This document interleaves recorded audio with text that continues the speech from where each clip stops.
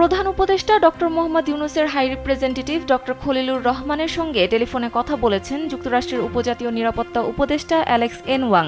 তারা টেলিফোনে একটি বৈঠক করেন। বুধবার প্রধান উপদেষ্টার প্রেস উইং থেকে পাঠানো এক সংবাদ বিজ্ঞপ্তিতে এ তথ্য জানানো হয়। এ সময় দুই কর্মকর্তা দুই দেশের পারস্পরিক স্বার্থ সংশ্লিষ্ট বিষয় নিয়ে আলোচনা করেন এবং ভবিষ্যতে যোগাযোগ অব্যাহত রাখার বিষয়ে সম্মত হন। এই টেলিফোন বৈঠক মার্কিন নতুন প্রশাসন এবং বাংলাদেশের অন্তর্বর্তীকালীন সরকারের মধ্যে এখন পর্যন্ত সর্বোচ্চ পর্যায়ের যোগাযোগ বলে জানায় প্রধান উপদেষ্টার প্রেস উইং। যুক্তরাষ্ট্র রোহিঙ্গা শরণার্থীদের জন্য সবচেয়ে বড় সহায়তা প্রদানকারী দেশ। ভিশনের ফুলঝুরি মেগা অফারে ফ্রিজ কিনলেই পাচ্ছেন 16 পিসের আকর্ষণীয় গিফট বক্স একদম ফ্রি। বৈঠকের বরাত দিয়ে প্রেস উইং জানায়, মার্কিন সরকার সম্প্রতি রোহিঙ্গা শরণার্থীদের জন্য $73 মিলিয়ন নতুন আর্থিক সহায়তা প্রদানের বিষয়টি নিশ্চিত করেছে।